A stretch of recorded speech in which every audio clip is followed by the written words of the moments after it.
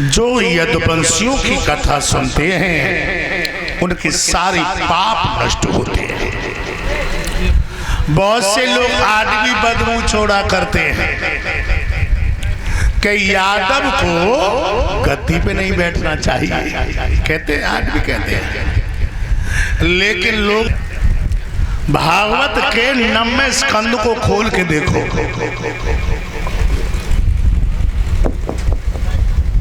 याते ज्येष्ठ पुत्र यदुवंशम नर शब्द किसी जाति के लिए नहीं आया भागवत के अंदर, मात्र यादव जाति के लिए आया। यादव मेरी सुन ले जात हीरो, वृंदावन की शान तुम्ही हो, मथुरा के मेहमान तुम्ही हो, और सब जातन में हीरो मेरी सुन ले जात। लेकिन सेंध का तो विज्ञान तुम्ही हो, चोरी करवो, पकड़ करवो, मर्डर करवो, लड़ाई झगड़ा करवे में तुम हीरो बहुत आगे हो।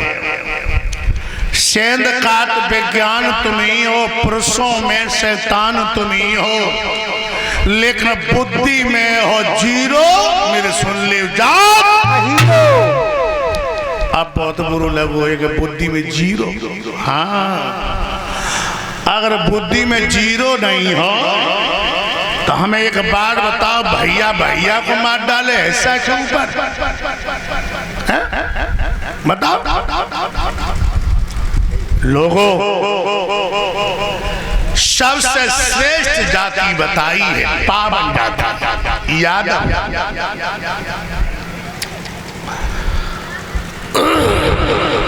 एक जगह पे हमारी कथा चल रही थी अभी हरदोई में, परिछड़ी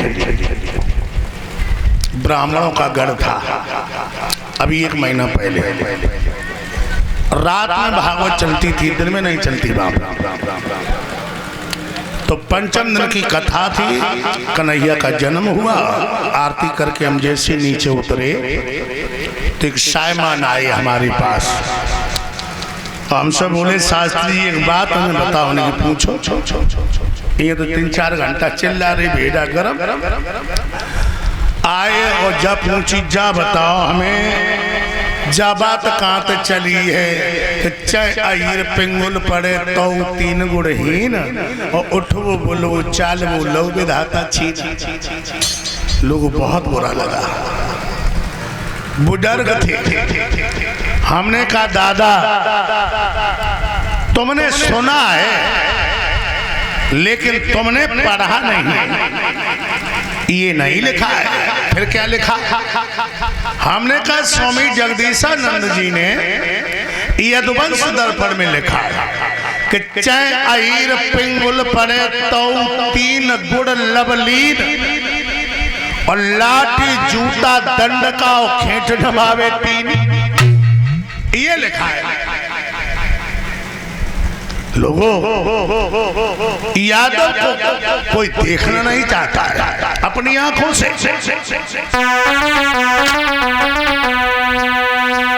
यादव तो पे मंत्र अमोल है, जो पति कदर पे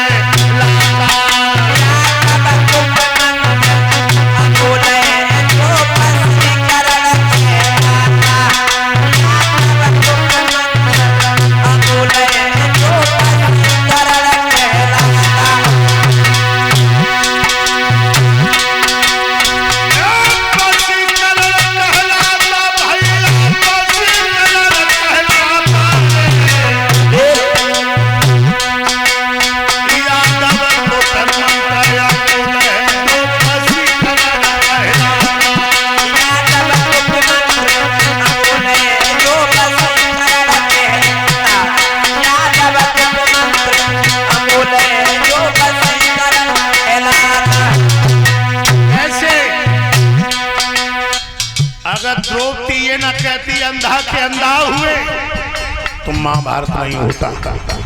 कट शब्द थे। कटवाई झगड़ा करवाए दे, बहुत चूरे में पिटवाए दे, महाभारत से युद्ध रचाए दे। जाति बारी में रसना है, बात चक्कर में फंसना है, बात गाँव में पिटना है।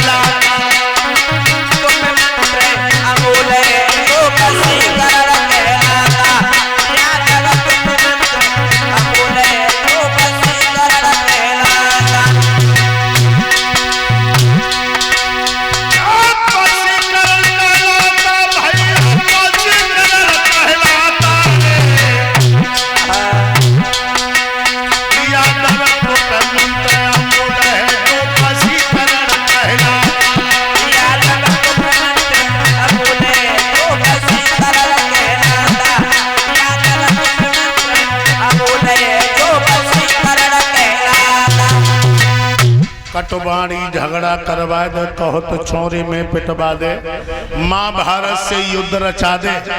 जाकी बाणी में रसना है, बाय तो चक्कर में फंसना है, और बाय तो चौराहे पे पिटनो ही है।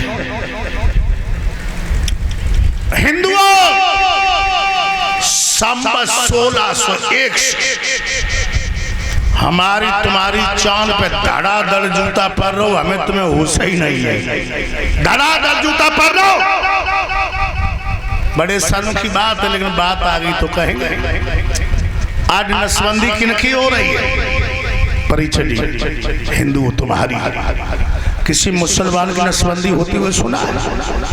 मुसलमान कह देता मेरे कुरान में नहीं लिखा, मैं हिजड़ा नहीं बनूंगा।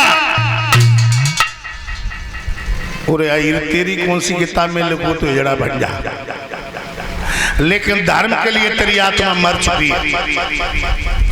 ऐसा गोबर भैया खोपड़ी में लाठी मार दी है, जाकी बाकी तू बेईमानी कर ली है, 10% को ब्याज ले लिए, लेकिन धर्म के लिए तू मरी हो, मर गो।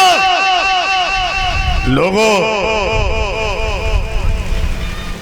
इस वंश के बराबर कोई वंश नहीं है, और इस वंश में 2 राजा ऐसे हुए जो किसी वंश में नहीं हुए। ससबेंदु 14 रत्नों का मालिक था, 14 का परिचय, 14 रत्नों का मालिक। राजा नहुस, जिसने 101 यज्ञ करके देवराज इंद्र का इंद्रासन छीन लिया था, तो अनसुईया का पुत्र हुआ चंद्रमा, चंद्रमा का पुत्र हुआ बुध, बुध का पुत्र हुआ पूर्वा, पूर्वा का पुत्र हुआ आय, और आय का पुत्र हुआ राजा नहुस। किसी वंश में राजा नहीं हुआ। जब राजा नहुस देवराज इंद्र बन गए, पहले वाला इंद्र अपनी इंद्राणी को लेकर के महलों में जाके रोने लगा। वो तो इसलिए रोने लगा कि जिस चीज पे यादव लोग कब्जा कर लेते हैं वो दोबारा का उद्देत ना है। एक दिन राजा नहुस शिकार करके आए,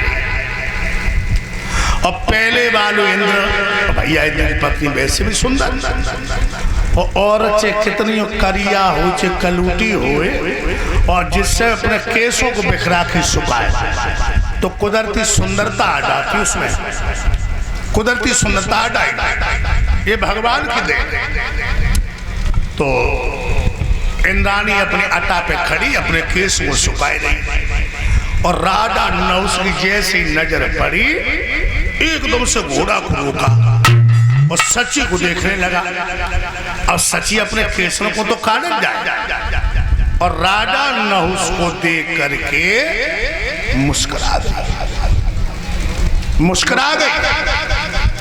जब मुस्कुरा गई तो आई देवता ने कहा समझी कि जब तो हम पे ही दीजिए।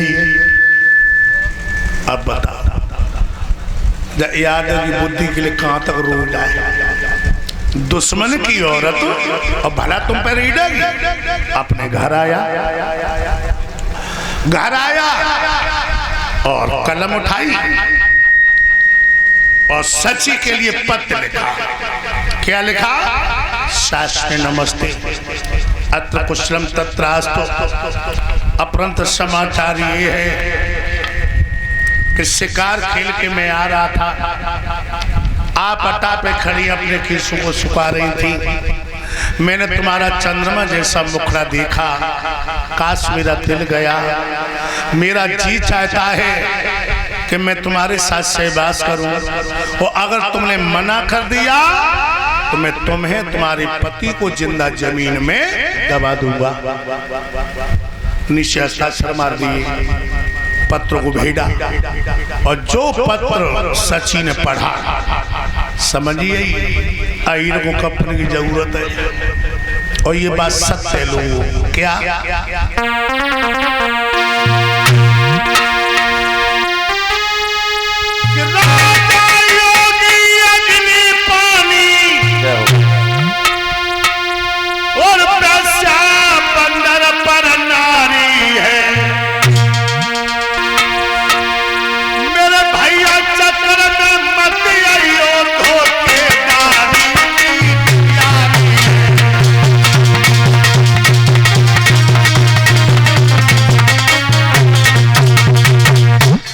राजा महात्मा अग्नि पानी सुई सुआ सुनार और बनिया।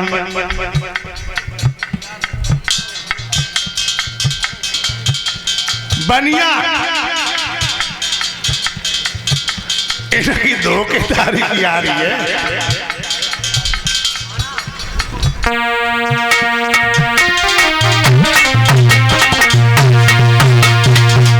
पराई औरत क्या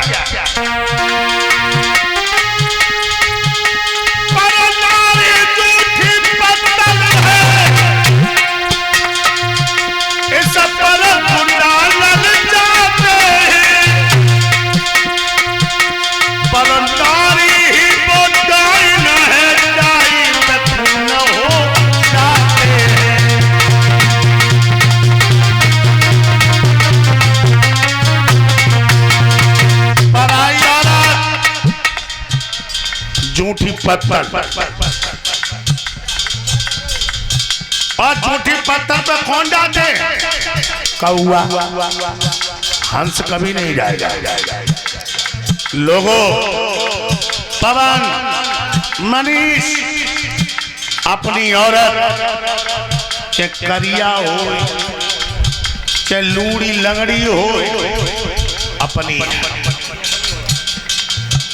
रात के 12 बजे तुम्हारे सिर में दर्द होगा, अपने बच्चा को थपथपा देगी, रात के 12 बजे तुम्हारे शरीर को दबाएगी। और पराई औरत लैस में करूं खुल के नहीं रो पाए।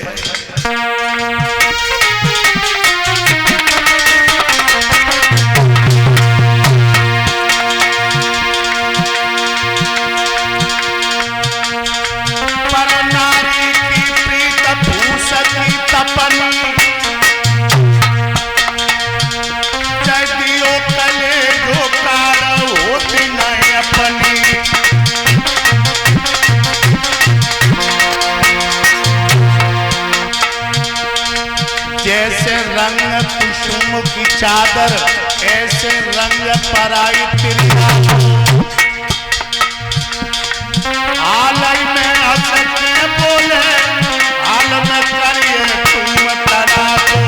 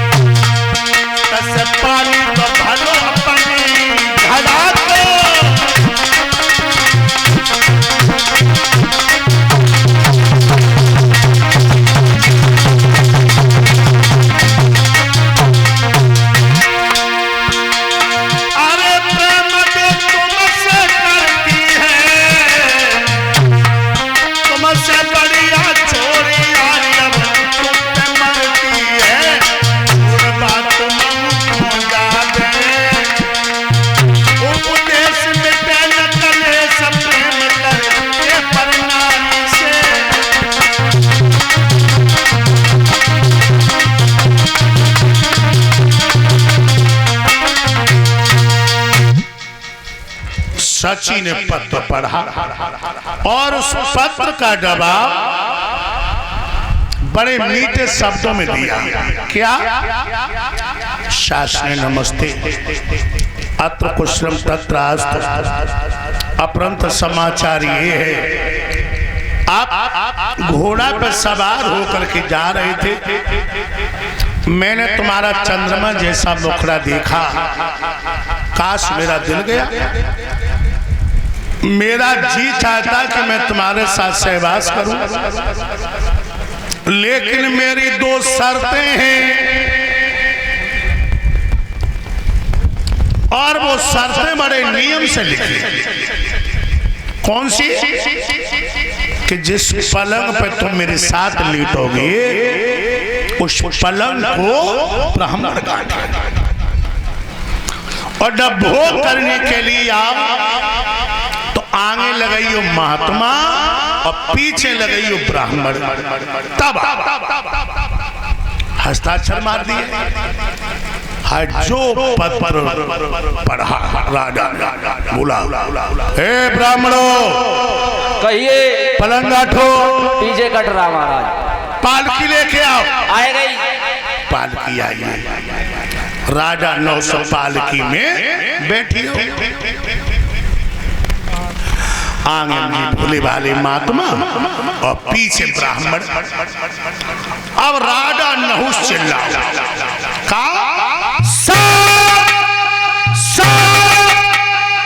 जल्दी से चलो।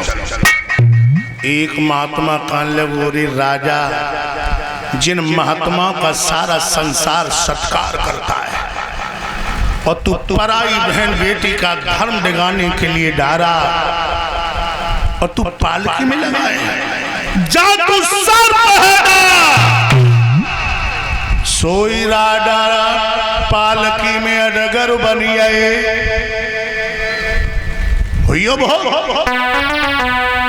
लोगों, कौवा अंधो रात में दिन में उल्लू,